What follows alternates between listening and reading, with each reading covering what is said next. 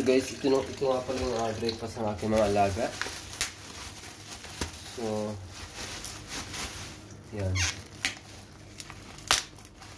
Hapon fresh to. Lagay ko na sa freezer, tumigas. Ano ito, fresh atay ng manok.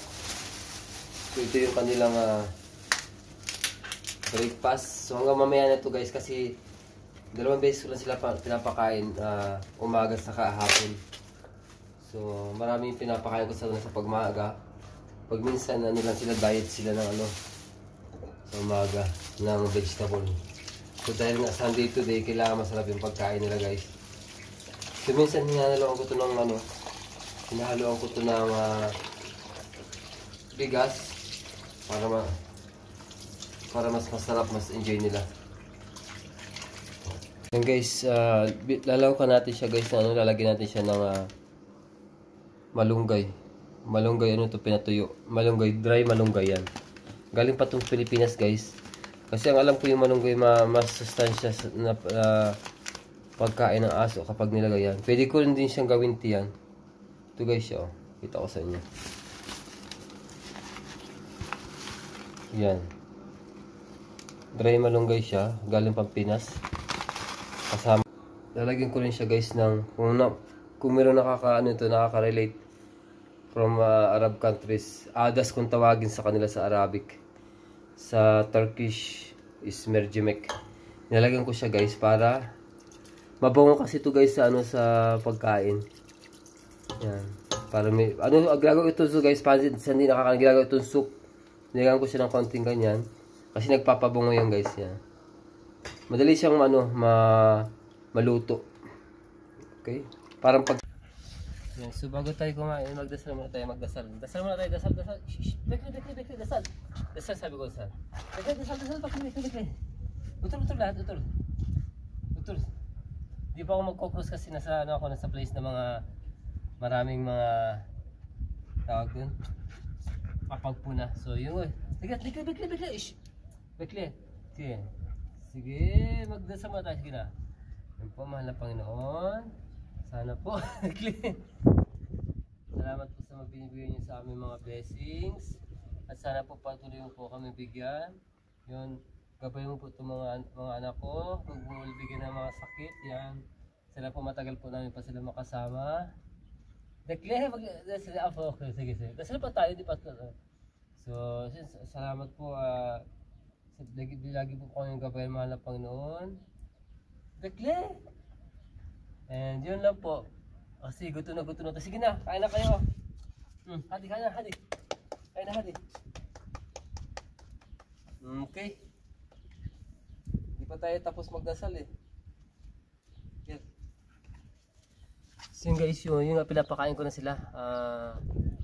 Yung pagkain nila is tawag doon, atay ng manok with malunggay. And ibang part, may mga parts ng manok. Ay! Huwag sa bibig. Hadi. After gaga. Hadi.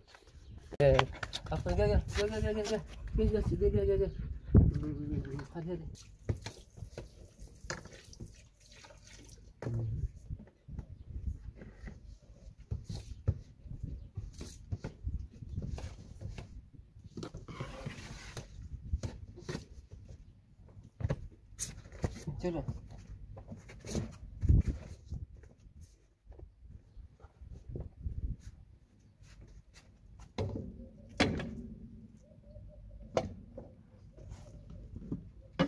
Okay. Hadi. Walang pabebe lahat. Mga pabebe pa. Oh. Hindi nakahain oh. Sarap niya guys. Pagkain na ng tao guys, kulo na lang kanin. Gusto ni Miro. Malunggay po yan with ginger, atay na manok, liver. Chicken liver, saka may parts ng mga manok. Hadi, Miro, hadi. Tapos chicken na muna.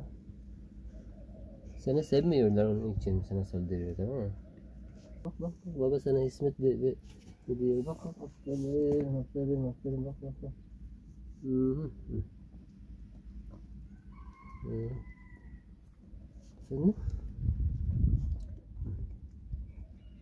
tamam mı?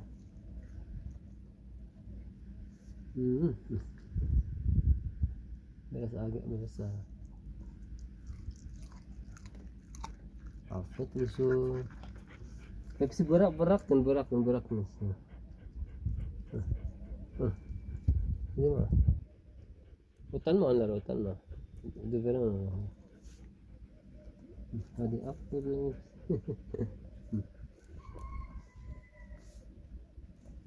Come on.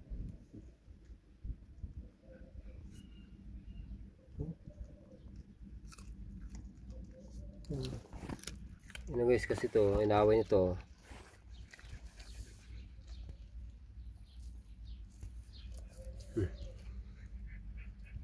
Masarap kasi yung ulang kaya pinag-agawan nila. Hindi, pinasalo ko kasi sila sa isang kainan. Sinasanay ko sila kasi nakaraan hindi naman to nag-aaway. So almost 7 months na sila magkasama. Kasi ito baby pa lang to, anak siya nito. Ito baby pa yan. Mga pa lang yan, mga 5 months pa lang to. Ito. Dati naman magkasama silang kumakain sa isang kainan.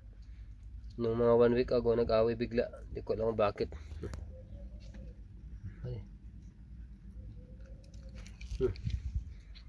Ay mga pa-baby kayo lahat Hadi. Cholo Ay kayo na lang kumain. Hadi na. Sige na.